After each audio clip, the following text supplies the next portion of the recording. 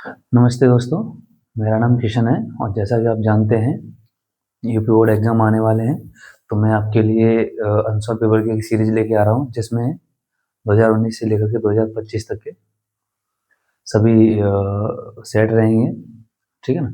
और आप अगर इन सभी सेटों को लगाएँगे तो स्कोर बहुत अच्छा हो जाएगा और आपका रिवीजन इतना अच्छा हो जाएगा कि एग्ज़ाम में आप मेरा मानना है कि कम से कम 100 में से 90 नंबर आपके पक्के हैं, ठीक है ना? तो मैं आपको अपने यूट्यूब चैनल के माध्यम से ये लेके आया हूँ पेपर और इसमें कुछ क्वेश्चन है भी देखते हैं हम, ठीक है ना? तो पहले हम एमसीक्यूज़ करेंगे, उसके बाद क्वेश्चन लगाएँगे, तो पूरा मतलब पेपर खत्म करना है हमें, ठीक है ना? तो देखिए, पहला क्वेश्चन है हमारा, एक द्विघात बहुपद के अधिक से अधिक शून्यकों की संख्या क्या हो सकती है? तो द्विघात बहुपद, कितने शून्यक होते हैं द्विघात बहुपद के? देखो, कोई भी इक्वेशन जितनी घात का है उसके उतने ही शून्यक होते हैं। मान लीजिए p x equal to a x square plus b x plus c, ये एक द्विघात बहुपद है। अब इस द्विघात बहुपद के हाईएस्ट पावर क्या है? 2 है। तो जितनी हाईएस्ट डिग्री होती है उसके शून्यक भी उतने ही होते हैं, ठीक है ना? तो इस क्वेश्चन के जो भी आंसर रहेंगे वो क्या हो जाएगा? ऑप्शन बी करेक्ट हो जाएगा। किसके? 2 शून्यक होंगे, ठीक है ना? अगर मान लीजिए त्रिघात बहुपद होता तो उसके शून्यकों की संख्या 3 हो जाती, ठीक है ना? अब देखिए, दूसरा छोटा सा क्वेश्चन है। दूसरा क्वेश्चन हमारा क्या है? यदि tan a बराबर 3 है तो sec a का मान ज्ञात कीजिए। ट्रिग्नोमेट्री का क्वेश्चन है, बहुत अच्छा क्वेश्चन है ये और इस टाइप के क्वेश्चन आते हैं एग्जाम में हमेशा, ठीक है ना? तो इसको हम पाइथागोरस प्रमेय की सहायता से हल करेंगे, ठीक है ना? अब देखिए, आप लोग जानते हैं कि tan a बराबर 3/4, सॉरी 4/3 दे रखा है और tan को आप पढ़ते हैं लंब बट्टे कर्ण। क्या पढ़ते हैं? लंब बट्टे कर्ण पढ़ते हैं, ठीक है ना? हम एक ट्राइंगल ड्रॉ करेंगे, राइट एंगल ट्राइंगल, जिसमें ये हमारा लंब है, ये आधार है और ये कर्ण है। लंब बट्टे सॉरी ये लंब बट्टे आधार होता है। क्या होता है? लंब बट्टे आधार, ठीक है ना? तो लंब कितना हो जाएगा यहाँ से हमारा? 4 हो जाएगा। आधार कितना हो जाएगा? 3 हो जाएगा, ठीक है ना? अब हम निकालेंगे कर्ण। तो कर्ण को निकालने के लिए रिलेशन होता है कि कर्ण का वर्ग बराबर आधार का वर्ग प्लस लंब का वर्ग, ठीक? कर्ण का वर्ग निकालने के लिए क्या हमारा 3 का वर्ग करेंगे प्लस 4 का वर्ग करेंगे, तो कर्ण कितना हो जाएगा? 9 + 16, कर्ण 25। यहाँ से कर्ण की वैल्यू कितनी हो जाएगी? √25। के की वैल्यू कितनी आ जाएगी? 5 आ जाएगी, ठीक है ना? तो ये वाली वैल्यू हमारी कितनी हो गई? 5 हो गई, ठीक। अब हमें किसका मान चाहिए? सेक का, इसलिए हमें चाहिए सेक ए। भैया सेक ए चाहिए हमें, तो सेक ए के लिए क्या होता है? सेक ए होता है हमारा कर्ण बट्टे आधार। सेक ए क्या होता है? कर्ण बट्टे आधार, जो कि कॉस का रेसिप्रोकल होता है, कॉस का व्युत्क्रम होता है। तो सेक बट्टे कर्ण बट्टे आधार, तो सेक ए का मान क्या हो जाएगा भाई? यहाँ से देखो, वैल्यू रख देंगे हम। सेक ए, कर्ण की वैल्यू कितनी है? 5, आधार हमारा कितना है? 3। ये हमारी आंसर हो गया। तो इसमें से कौन सा आंसर ठीक है हमारा? ऑप्शन डी हमारा करेक्ट ऑप्शन है, ठीक। तीसरा क्वेश्चन क्या दिया हुआ है? तीसरा क्वेश्चन दिया हुआ है 1 से 10 तक की धनात्मक सम संख्याओं का समांतर माध्य क्या होगा, ठीक है? अब समांतर माध्य कैसे निकाला जाता है? समांतर माध्य ऐसे निकाला जाता है कि जितने भी हमारे ऑब्जेक्ट होते हैं उनका योगफल बटे कितनी संख्या है, ठीक है ना? तो ये 1 से 10 तक सम संख्या है, तो 1 से 10 तक सम संख्या कितनी सम संख्या में? 2 है, 4 है, 6, 8 और 10, ठीक है ना? तो समांतर माध्य क्या हो जाएगा भाई इनका? समांतर माध्य हो जाएगा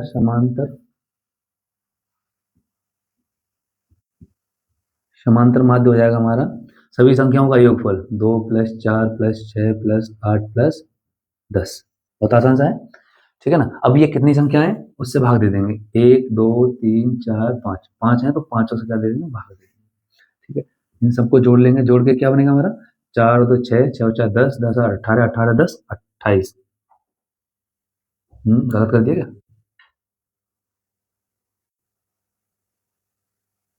30 हो गया ये, सॉरी 30, 30/5, इससे इसको काट देंगे, कितने में कट जाएगा, 6 बार कट जाएगा, है क्या?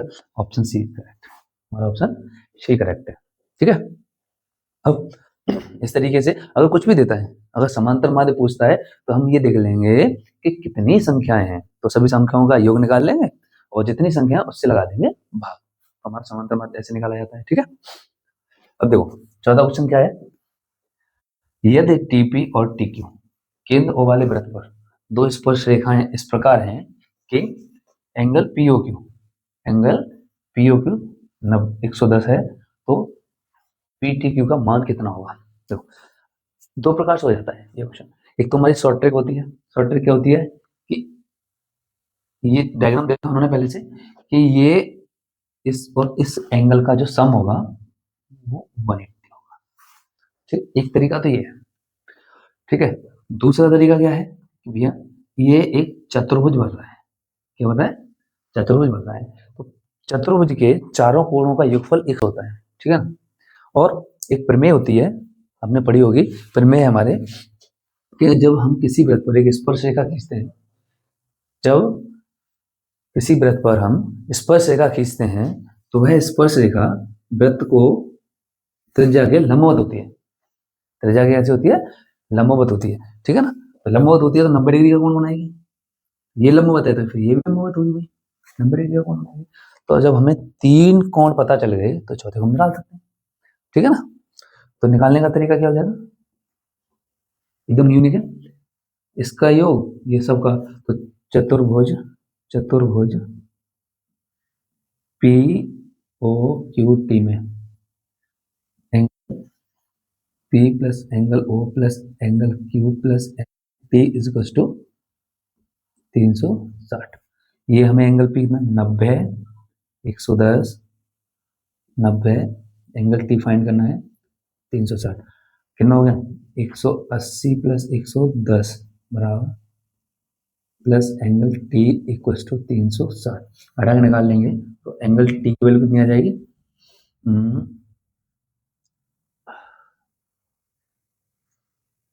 ये हो गया 290, 360 माइनस 290 इक्वल टू 70 डिग्री। ठीक है ना, तो ऑप्शन हमारा कौन सा सही है, बी करेक्ट है। ठीक, समझाए ना, अगर कोई भी रिलेशन में मतलब कोई भी दिक्कत हो आपको तो आप हमें कमेंट में पूछ सकते हैं ना, कमेंट में आपको कोई भी प्रॉब्लम आ रही है उसको पूछ भी सकते हैं कभी भी। ठीक है, अब देखो अगला क्वेश्चन हमारा पांचवा क्या कह रहा है, पांचवा क्वेश्चन कह रहा है अच्छी तरह फेंटी गई 52 पत्तों की गड्डी में से एक इक्का आने की प्रायिकता क्या है। तो देखो अगर आपने प्रायिकता पढ़ी है तो मैं आपको बता दूं, ताश की गड्डी में क्या होता है, ये ताश की गड्डी में 52 पत्ते होते हैं। ठीक है, ये हमारे टोटल पत्ते होते हैं 52, जो 52 पत्तों में 4 प्रकार के पत्ते होते हैं, 13 पत्ते। ठीक है,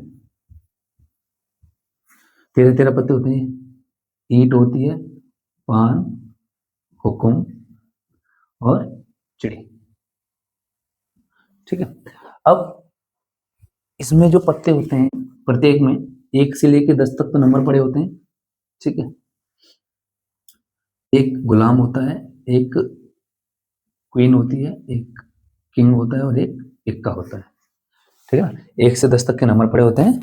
ठीक है ना, सॉरी 2 से 10 तक, 2 से 10 तक। ठीक, और गुलाम, बेगम, बादशाह और इक्का। ठीक है, तो इसी प्रकार से चारों सूट में इनको ना, चारों सूट में सेम चीज होती है। ठीक है ना, अब हमारे पास टोटल कितने इक्के हो जाएंगे गड्डी में भाई, एक इसका, एक इसका, एक इसका और एक इसका, टोटल हमारे पास कितने इक्के हो गए, 4 इक्के। ठीक है ना, तो टोटल इक्कों की संख्या कितनी हो जाएगी, अगर हम प्रायिकता निकालेंगे, इक्का होने की प्रायिकता निकालेंगे, इक्कों की संख्या, कुल इक्कों की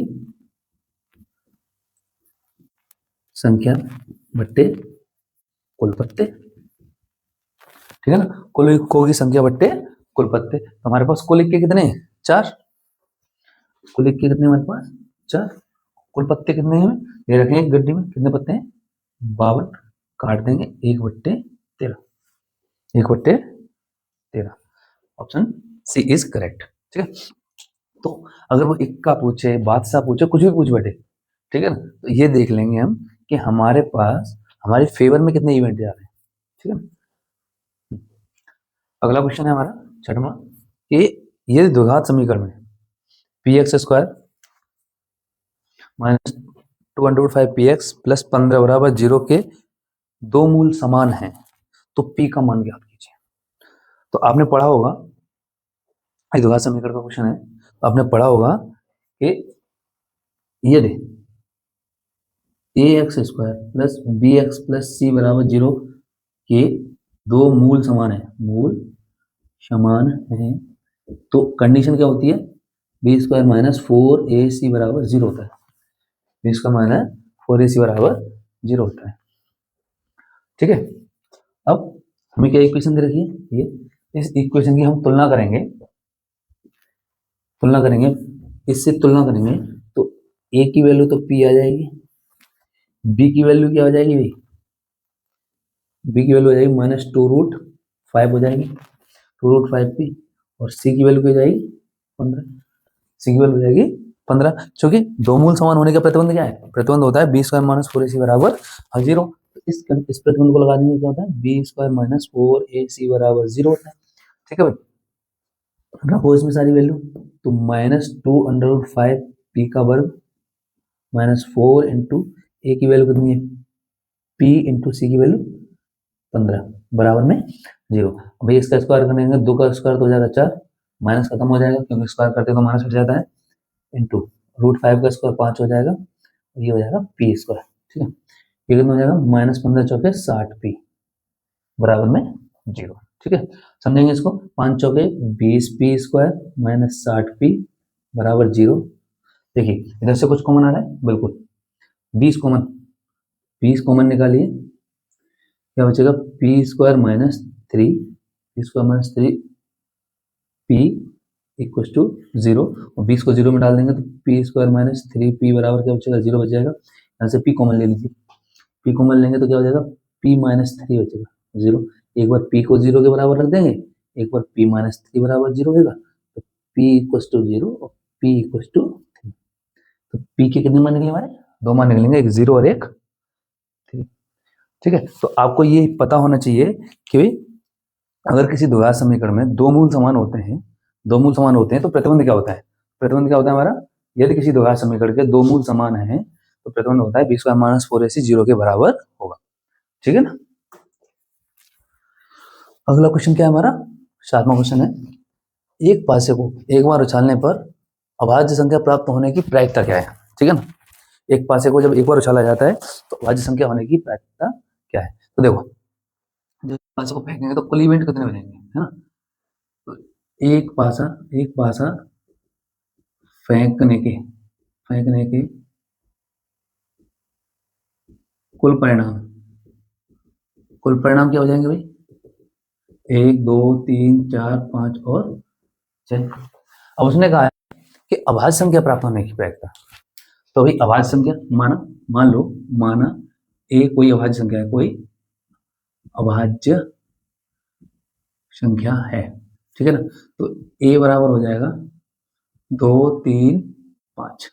कुछ बच्चे क्या करते हैं कि एक को भी अभाज्य संख्या मान लेते हैं, पर एक हमारी अभाज्य संख्या नहीं, क्यों नहीं है, क्योंकि अभाज्य संख्या होने की कंडीशन होती है, अभाज्य संख्या होने की कंडीशन क्या होती है कि किसी भी अभाज्य संख्या के होने के लिए कम से कम दो फैक्टर की जरूरत होती है, या तो वो खुद से कटे या फिर एक से कटे, ठीक है ना।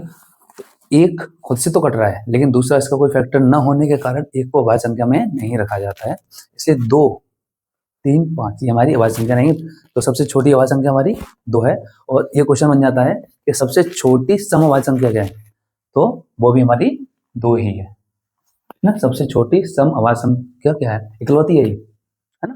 पूरे नंबर सिस्टम में इकलौती ऐसी संख्या है जो सबसे छोटी सम और अभाज्य संख्या है, ठीक है। तो हम देखो तो एक निकालनी है, तो कुल कंडीशन कितनी बनी 3 बनी, ठीक है। तो इसलिए पीई भाई 3 हमारे पास अभाज्य संख्या है, कितने में से 6 में से, ठीक है ना।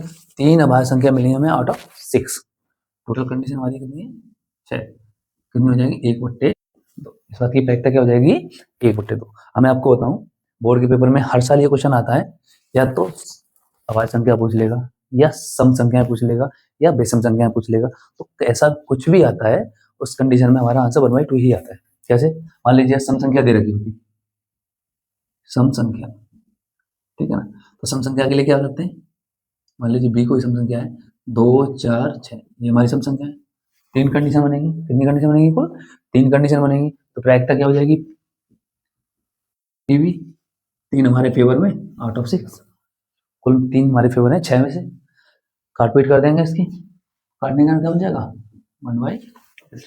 तो ऐसे विषम का निकाल देंगे, ऐसे ही विषम का निकाल देंगे। तो कोई भी कंडीशन हो इन तीनों में से सबकी प्रायिकता 1/2 ही होती है। प्रायिकता क्या हो जाएगी? 1/2 हो जाएगी, ठीक है ना। अच्छा, अगला क्वेश्चन है हमारा ट्रिग्नोमेट्री है। ये बच्चों को बड़ा हार्ड लगती है ट्रिग्नोमेट्री, बच्चे हाई स्कूल में बहुत डरते हैं ट्रिग्नोमेट्री से। हालांकि अगर ढंग से पढ़ा जाए तो बहुत अच्छा टॉपिक है। आप अगर समझ में नहीं आ रहा है, किसी भी बच्चे को समझ में नहीं आता है, तो वो हमसे कमेंट में बता सकते हैं बच्चे, तो हम उनको अलग से पूरे ट्रिग्नोमेट्री के टॉपिक पे वीडियो बना देंगे, ठीक है। तो देखिए क्या है क्वेश्चन कि एक मीनार की ऊंचाई 20 मीटर है, जमीन पर बनने वाली इसकी छाया की लंबाई 20√3 मीटर है, तो सूर्य का उन्नयन कोण ज्ञात कीजिए, ठीक है। सूर्य का उन्नयन कोण ज्ञात कीजिए। देखिए क्या दिया है, ये तो कोई हमारी मीनार है, बिना डायग्राम के सॉल्व नहीं हुआ, तो डायग्राम बना लेते हैं।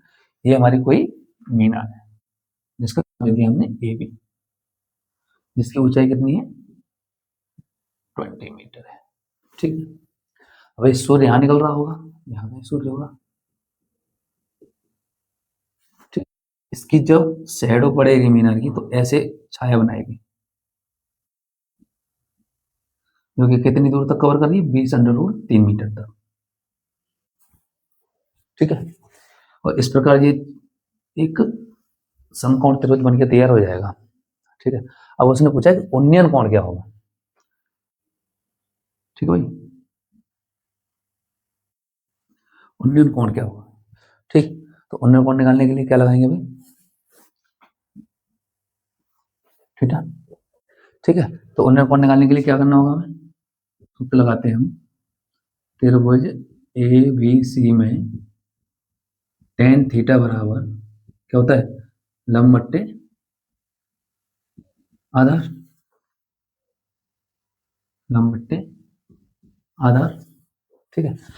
अब लंब बट्टे आधार है तो वैल्यू रख देंगे, लंब क्या है हमारे पास वो वैल्यू रख दीजिए, tan थीटा, लंब क्या है 20, आधार क्या है 20√3, 20 से 20 कट गया, tan थीटा बराबर क्या आ गया 1/√3। अब ये हमें पता होना चाहिए कि tan में 1/√3 कितनी की वैल्यू होती है, तो tan थीटा में 1/√3 वैल्यू होती है भैया tan 30 की, कितनी होती है tan 30 की। तो tan से tan हट जाएगा, थीटा की वैल्यू कितनी डिग्री हो जाएगी भाई 30 डिग्री, थीटा की वैल्यू कितनी 30 डिग्री आ गई। ऑप्शन बी इज करेक्ट है। इसी टाइप से क्वेश्चन आते हैं, 1 नंबर का क्वेश्चन बनता है यहाँ से हमेशा के लिए, और हो सकता है 5 नंबर में भी आ जाए इस टाइप का क्वेश्चन, ठीक है। पूरा सॉल्व करवाएगा आपसे तो 5 नंबर में देगा, ठीक। अब देखो अगला क्वेश्चन हमें क्या दिया है, नौवां, आंकड़ों 10 13 17 19 12 15 19 20 19 17 का बहुलक ज्ञात कीजिए, ठीक है ना, बहुलक ज्ञात कीजिए, ठीक है। तो बहुलक, बहुलक मतलब इन आंकड़ों में, बहुलक का मतलब होता है इन आंकड़ों में सबसे ज्यादा बार कौन सी वैल्यू आई है, कौन सा आंकड़ा सबसे ज्यादा बार आ रहा है, तो वही हमारा बहुलक होगा। तो काउंट करते हैं, चलो 10 एक ही बार आया है, ठीक है, 3 13 ये भी एक ही बार आया है, 19 19 1 2 3 बार आया है, ठीक है। और कोई 12 एक ही बार है, 15 एक ही बार है, 20 एक बार है और 17 भी एक बार है। तो इसका मतलब हमारा बहुलक क्या हो जाएगा, बहुलक हो जाएगा 19। बहुलक जितने बार बारंबारता यानी एक नंबर की बारंबारता जितनी बार हो रही है उसको हम बहुलक कहते हैं। तो सबसे ज्यादा बारंबारता किसकी है 19 की है, कितने बार है 1 2 3, ये हमारा बहुलक सिंपल सी बात है, ठीक है। क्वेश्चन नंबर 10 है हमारा, एक समांतर सीढ़ी का चौथा पद शून्य है। एक समांतर सीढ़ी बहुत बढ़िया क्वेश्चन है, बहुत अच्छा। एक समांतर सीढ़ी का चौथा पद शून्य है तो समांतर सीढ़ी का 25वां पद 25वां पद 11वें पद का कितना होना है? देखो 25वां पद 11वें पद का कितना होना है? बहुत बढ़िया क्वेश्चन है ये। ठीक है, तो समांतर श्रेणी तो आपने पढ़ी होगी। तो मान लेंगे, माना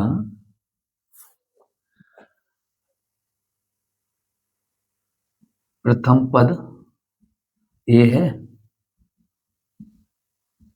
और सारवंतर डी, और सारवंतर डी है। एपी का प्रथम पद ए और सारवंतर डी है। ठीक है, तो मान लेंगे इसको। अब क्या दिया उसने कि श्रेणी का चौथा पद, कौन सा पद? चौथा पद शून्य। तो चौथा पद मतलब A40 दे रखा है, A40 दे रखा है। हम जानते हैं TN इज एन इज क्या होता है? A plus N minus one into D. ठीक है ना, तो एन क्या हो जाएगा?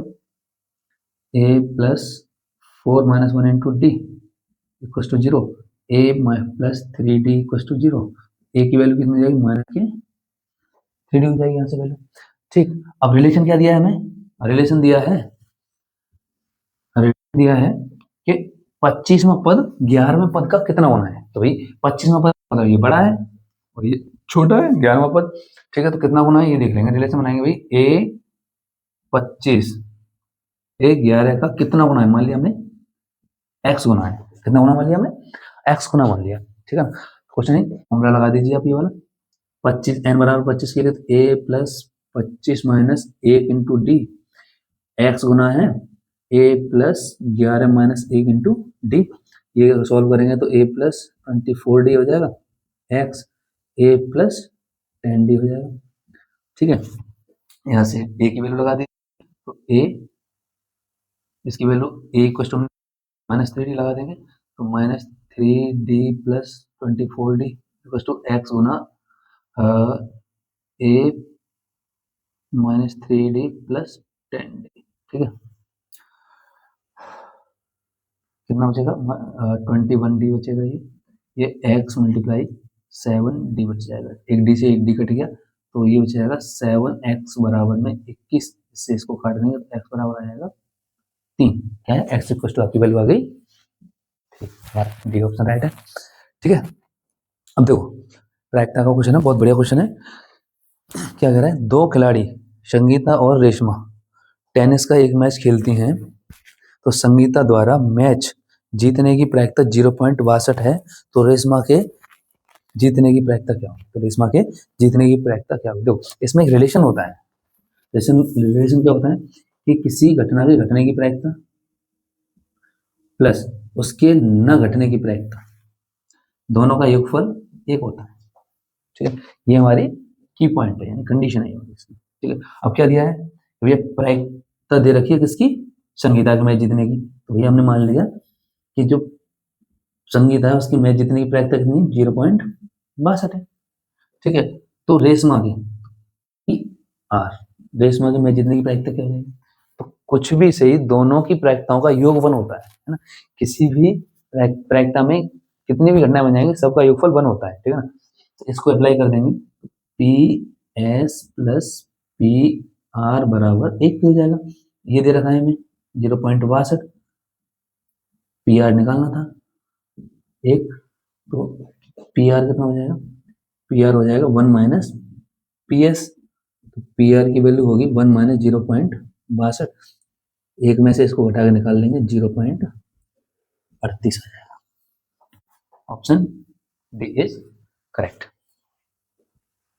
ठीक है ना, इसके बाद 12वां क्वेश्चन हम लेंगे। अभी 12वां क्वेश्चन हमारा दिया हुआ है, एक आयताकार वक्र का अर्ध परिमाप 36 मीटर है, जिसकी लंबाई चौड़ाई से 4 मीटर अधिक है, तो बाकी लंबाई ज्ञात कीजिए। ठीक है ना, तो आयताकार भाग, इसका मतलब भाग ऐसा होगा, ये लंबाई होगी, ये चौड़ाई होगी। ठीक है ना, और क्वेश्चन क्या कह रहा है? इसका अर्ध परिमाप है ना। अर्ध परिमाप मतलब परिमाप क्या होता है भाई? यहाँ से स्टार्ट करेंगे और यहाँ तक आ गए, तो ये हो गया परिमाप। अर्ध परिमाप क्या होता है? तो आयत का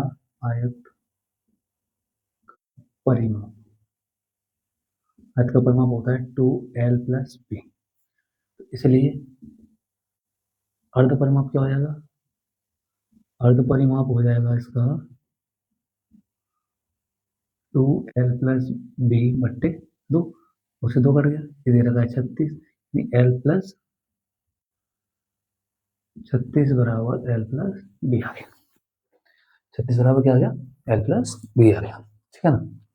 अब एक रिलेशन क्या दे रखा है इसने, इसको सीधा करके लिख देते हैं, सॉरी l प्लस बी बराबर 36 लिख देते हैं, ये हो गया समीकरण 1। आगे क्या दे रखा है उसने, आगे दिया है जिसकी लंबाई चौड़ाई से 4 सेंटीमीटर अधिक है।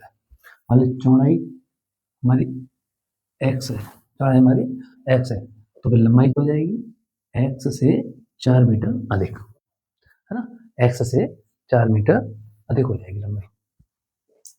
तो ठीक है, अब यहाँ रख देंगे, तो भाई लंबाई कितना है हमारा, x प्लस 4 प्लस ये x है b जो कि 36, और यहाँ से 2x बराबर हो जाएगा 36 माइनस के 4, x की वैल्यू कितनी आ गई, 2x आ गया हमारा 32, और x की वैल्यू आ गई हमारी 16 आ गई, ठीक है ना। तो 16 तो यहाँ पे भी आ रही है और यहाँ पे भी आ रही है। अब x 16 है, इसका मतलब ये 16 है, तो ये कितना हो जाएगा, ये हो गया 16, और इसमें इसको देखेंगे तो 16 प्लस 4 l बराबर हो गया 20। हमारी भुजाएं क्या क्या होगी, लंबाई हो गई 20 और चौड़ाई हो गई 16। ऑप्शन कौन सा ठीक है हमारा, ऑप्शन इज करेक्ट, ठीक है ना। ठीक, अब देखो अगला क्वेश्चन क्या कह रहा है हमारा, वेलन के आयतन का दोगुना, वेलन के आयतन का दोगुना उसके वक्र पृष्ठ और आधार की त्रिज्या के बराबर होता है। यानी किसके बराबर होता है, योग के बराबर होता है, अंतर के बराबर होता है, गुणनफल के बराबर होता है, भाग के बराबर होता है, हमें बताना है, ठीक है। तो देखो क्या दे रखा भाई, वेलन का आयतन क्या होता है, वेलन का आयतन क्या होता है, वेलन का आयतन होता है b बराबर पाई आर स्क्वायर एच, ठीक है ना। वेलन का वक्र पृष्ठ क्या होता है, वेलन का वक्र पृष्ठ यानी इसको बोलते हैं सी एस ए, वो क्या होता है 2 पाई आर एच, वेलन की त्रिज्या क्या दे रखी है, आर दे रखी है, ठीक है ना। बोला है वेलन की आधार, वेलन की त्रिज्या का दोगुना, Velan sorry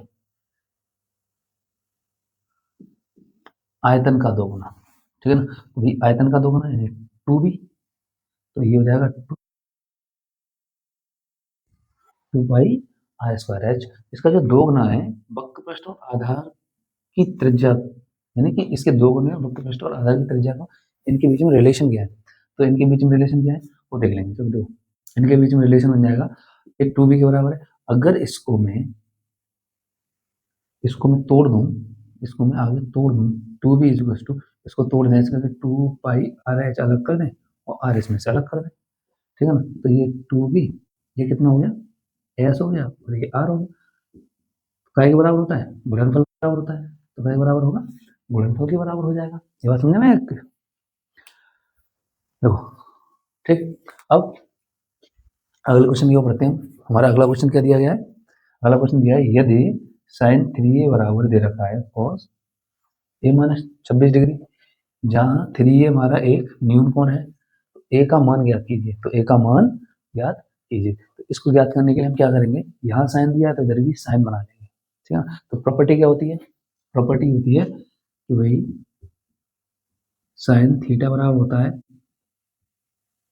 cos 90 minus theta, sine theta बराबर क्या होता है cos 90 माइनस थीटा। या तो इसको साइन बना लो, इसको cos बना लो, या इसको साइन बना लो, दोनों में से कोई काम कर सकते हैं, ठीक है। हमें साइन को ही cos बना देते हैं, हमें साइन को ही cos बना देते हैं, कोई बात नहीं, फिर साइन को cos बना देते हैं, तो इसको अगर इसके अनुसार बदला जाएगा तो cos में टूट जाएगा 90 माइनस थीटा में, ये क्या हो जाएगा cos 90 माइनस थीटा की प्लेस पर, थीटा की जगह पर क्या दे रखा है 3a दे रखा है, ठीक है। आगे क्या दे रखा है cos a माइनस 26 डिग्री, ठीक, cos से cos हट जाएगा तो 90 माइनस 3a माइनस 26 डिग्री, ठीक है। ए के टर्म एक तरफ कर लेते हैं, ये इसको एक तरफ कर लेते हैं, इसको उधर भेजेंगे, इसको उधर ले लेंगे, तो 90 प्लस 26 और a प्लस 3, ये हो जाएगा 4a बराबर 116, 4a बराबर 116। तो ए बराबर कितना हो जाएगा 116/4।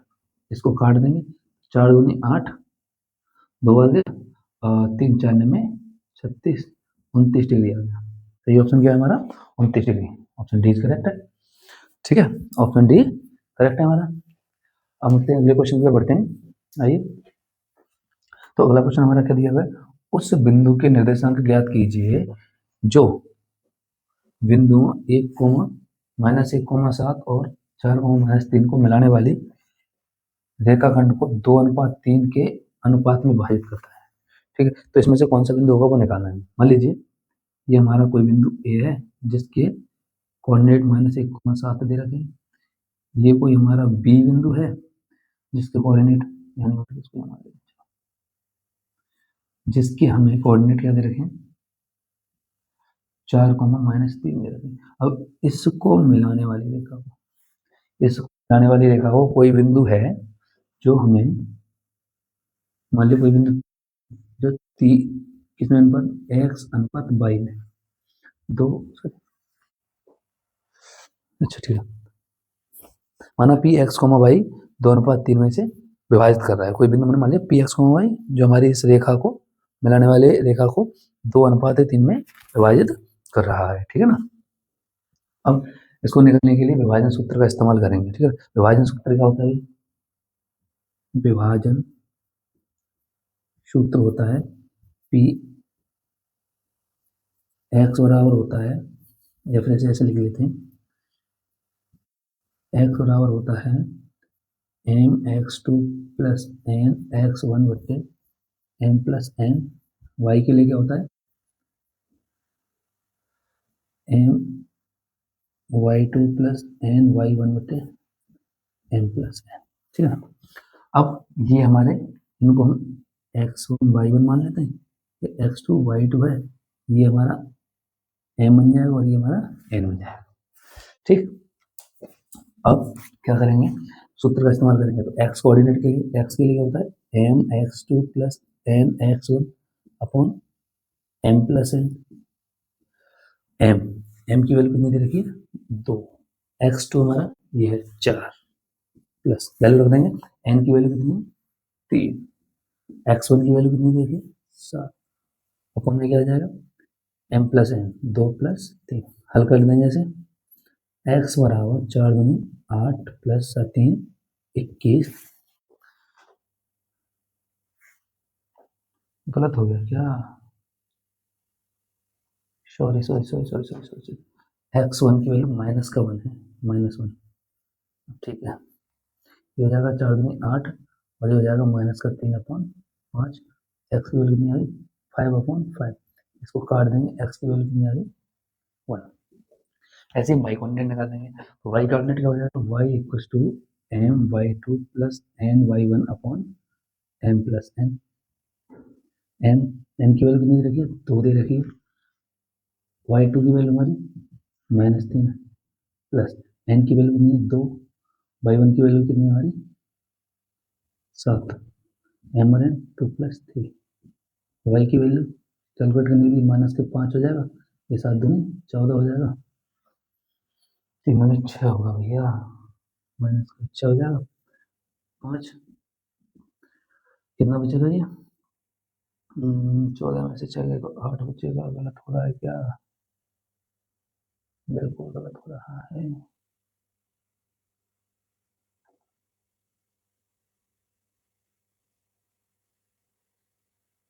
गलत वैल्यू लगा दिया भाई, यहाँ पे 3 आएगा, सही है, n की वैल्यू 3 है, हमने 2 लगा दी थी। ठीक, तो -6 + 7 में 21/5, एक 15/5, इसको इससे काट देंगे तो y की वैल्यू कितनी आ गई 3।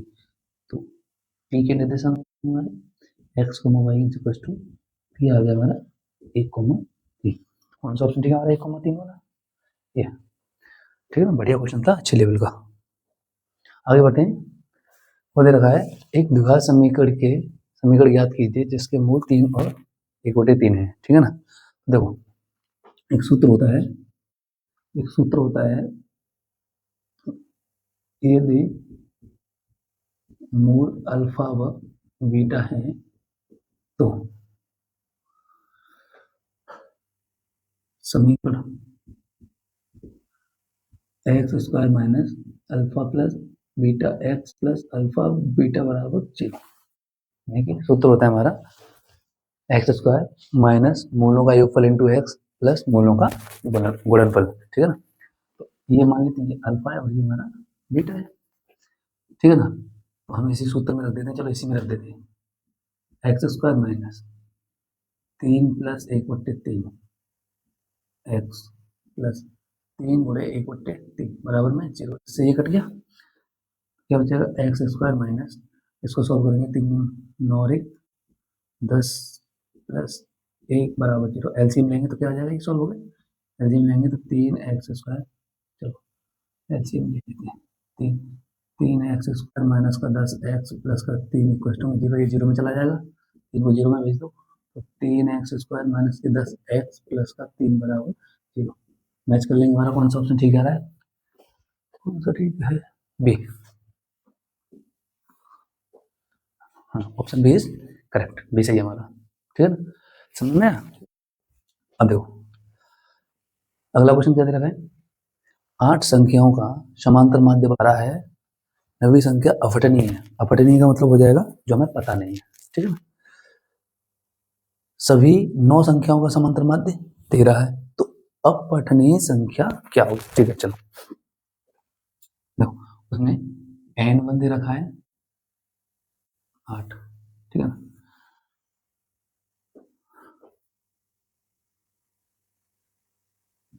और n2 दे रखा है x बार दे रखा है 12। ठीक है ना, और इसका x बार x1 बार x2 बार दे रखा है 13।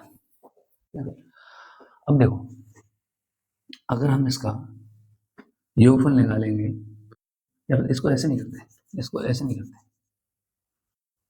हम निकाल लेते हैं 8 संख्याओं का योगफल निकाल लेते हैं। 8 संख्याओं का योग कितना हो जाएगा भाई, 8 संख्याओं का योग कितना हो जाएगा, या फिर सूत्र होता है हमारा, या फिर ऐसे नहीं लिखते हैं, एक्स बार बराबर 8 संख्याओं योग बटे 8। ठीक है ना, ये हमें 12 दे रखा है, ये 8 संख्याओं का योग है, 8 संख्याओं का योग, इसको उधर भेज देंगे 8। 8 संख्याओं का योग कितना हो जाएगा, 8 संख्याओं का योग बराबर 120। यानी कि जो 8 संख्या है हमारी, जो 8 संख्या दे रखी हैं उनका योग तुम्हारा 120 है। अब मान लीजिए इसमें एक नवी संख्या जोड़ दी जाती है। ठीक है, नवी संख्या जोड़ने के बाद, है ना, तो नवी संख्या जोड़ दी जाएगी, तब योग क्या हो जाएगा, यानी कि नवी संख्या जोड़ दी जाएगी, उसके नया माध्य क्या दे रखा है, नया माध्य दे रखा है हमें 13। ठीक है, तो नई संख्या, तो अब n बराबर कितना हो जाएगा, 9 हो जाएगा। ठीक है, अब नया मतलब 9 संख्याओं का योग कितना हो जाएगा, 9 संख्याओं का योग, 9 संख्याओं का योग कितना हो जाएगा, 120 और प्लस x। हमने मान लिया जो नवी संख्या है वो x है, नवी संख्या क्या है हमारी, x है। ठीक है ना, नवी संख्या जब x हो रही है हमारी, तो माध्य, इसलिए नया माध्य बराबर 9 संख्याओं का योग, 9 संख्याओं का योग बट्टे 9। कितनी संख्याएं दे रखी, कितने ऑब्जर्वेशन देखे वो लगा दिया हमने। ठीक है, तो नया माध्य हमें 13 दे रखा है, दे रखा 120 प्लस x बट्टे में 9, तो 13 गुणा 9 बराबर 120 प्लस x, 13 में 13 का मल्टीप्लाई हमारा, ठीक ये गुणा गलत कर दिया, हमारा 96 भैया, 13 में 117, 100 ये 96 हो जाएगा, 96 सॉरी, यहाँ पे भी चेंज कर देंगे, 96 96 और ये 96 हो जाएगा। ठीक है, ठीक ठीक ठीक ठीक 96 प्लस एक्स, एक्स की वैल्यू निकालेंगे 117 माइनस 96 घटा देंगे, 17 में से 6 गए तो 1 बचेगा, ठीक है, और यहाँ बचेगा 2, ठीक है, एक्स का मान कितना आ जाएगा 21 आ जाएगा, तो हमारा एक्स कितना आ गया 21 आ गया, ठीक है ना। तो इसको थोड़ा सा, चलो यहाँ कर देंगे इसको। अगला क्वेश्चन हमारा 18वां क्वेश्चन पे चलते हैं। 18वां क्वेश्चन क्या दिया हुआ है, साइन अल्फा बराबर कॉस अल्फा, तो अल्फा का मान कितना हो जाएगा, ठीक है। देखो हमें क्या दिया है, sine alpha is equal to cos alpha, हम इसमें क्या करेंगे, कॉस अल्फा से दोनों पक्षों में भाग कर देते हैं, ठीक है, तो क्या बन जाएगा साइन अल्फा कॉस अल्फा बट्टे कॉस अल्फा, ठीक है, ये साइन बट्टे कॉस क्या होता है 10 होता है, तो ये हो गया 10 अल्फा, करके क्या हो जाएगा 1 होता है। अब 10 में 1 कितने की वैल्यू होती है वो हमें पता होना चाहिए, तो 10 अल्फा बराबर 10 45 की वैल्यू 1 होती है, अब 10 से 10 कट गया तो अल्फा की वैल्यू कितनी आ गई 45 आ गई, ऑप्शन बी करेक्ट, ठीक है ना। अब देखो अगला क्वेश्चन क्या है, एक घड़ी की सुई 8 सेंटीमीटर लंबी है, एक मिनट की सुई द्वारा बनाए गए त्रिज्य खंड का क्षेत्रफल क्या होगा, बहुत अच्छा क्वेश्चन है, देखिए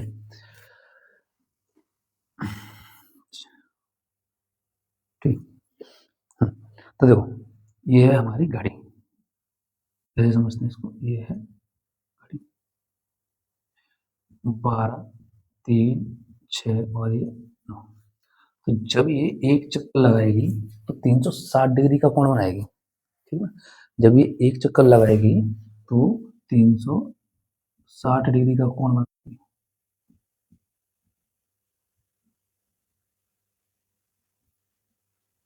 ठीक है ना।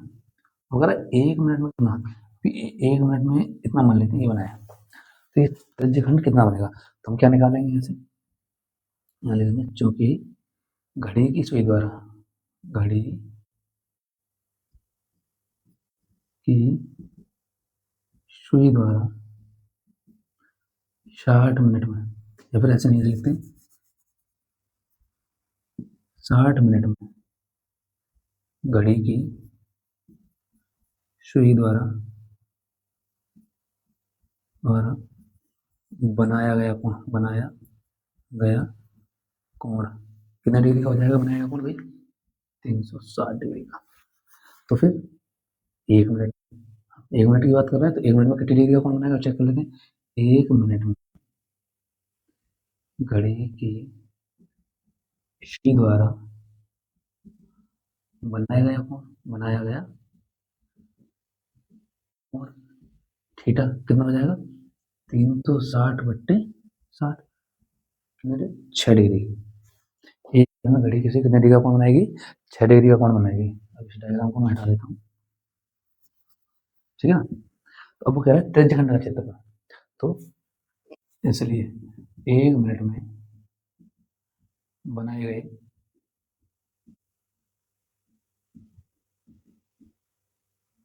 त्रिज्य खंड का क्षेत्रफल, त्रिज्य खंड का क्षेत्रफल 1 मिनट में बनाए गए त्रिज्य खंड का क्षेत्रफल क्या हो जाएगा भाई,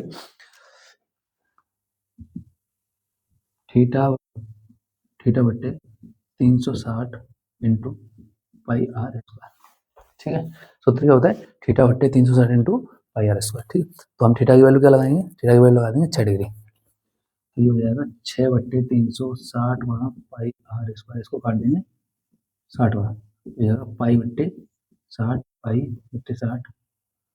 आर स्क्वायर है कहीं, ओके पहला क्वेश्चन पाई बट्टे 60 आर स्क्वायर, ठीक है, समझ में आया, ठीक।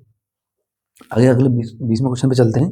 20वां क्वेश्चन क्या दिया हुआ है, एक लंबवृत्तीय बेलन के आधार का क्षेत्रफल 100 सेंटीमीटर स्क्वायर है, ठीक है, और उसकी ऊंचाई 4.7 सेंटीमीटर है, तो इसका आयतन क्या होगा, ठीक है, क्या दिया है हमें, जो दिया है वो निकाल लेते हैं। मान लीजिए लंबवृत्तीय बेलन है, बेलन इस टाइप का होता है, ये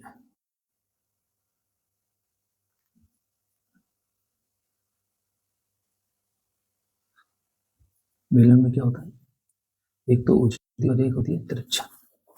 ठीक है, अब जो बेलन का जो आधार होता है वो एक वृत्त की तरह होता है, एक वृत्त की तरह होता है। तो जो आधार होता है वृत्त की तरह होता है, वृत्त का क्षेत्रफल दे रखा है हमें 100 सेंटीमीटर स्क्वायर। ठीक है ना, तो दिया है बेलन के आधार का क्षेत्रफल, बेलन के आधार का क्षेत्रफल कितना दिया है, 100 सेंटीमीटर स्क्वायर दिया है। ठीक है ना, बेलन का आधार क्या हो जाएगा, वृत्त के रूप में होता है, बेलन का आधार वृत्त के रूप में होता है, तो वृत्त का क्षेत्रफल होता है pi r square, pi r square बराबर 100 सेंटीमीटर स्क्वायर। ठीक है ना, इसको इतना ही रहने देते हैं अभी के लिए। अब उसने बात करी है कि बेलन का आयतन क्या होगा, तो बेलन का आयतन, अच्छा और एक चीज और दे रखी है, इसकी ऊंचाई, ऊंचाई 4.7, तो इसलिए बेलन का आयतन, बेलन का आयतन, बेलन का आयतन होता है पाई आर स्क्वायर एच। क्या होता है, पाई आर स्क्वायर एच। देखो आर स्क्वायर की, पाई आर स्क्वायर की वैल्यू हमारे पास है, सो एच की वैल्यू निकाल देंगे 4.7, मल्टीप्लाई कर देंगे तो 470, और जो आयतन होता है उसकी इकाई होती है सेंटीमीटर क्यूब, उसकी क्या इकाई होती है हमारी, सेंटीमीटर क्यूब। तो इसमें ऑप्शन हमारे लिए दो दे रखे हैं, एक तो 470 सेंटीमीटर क्यूब है और एक 470 सेंटीमीटर स्क्वायर। तो स्क्वायर जो होती है हमारी यूनिट वो क्षेत्रफल की होती है, आयतन की सेंटीमीटर क्यूब हो जाएगी। ठीक है ना, तो इस चीज का हम एग्जाम में ध्यान रखेंगे। एक टाइप के दो ऑप्शन दे रखे होंगे, बट यूनिट का ध्यान रखेंगे, यूनिट हमारी कौन सी ठीक है।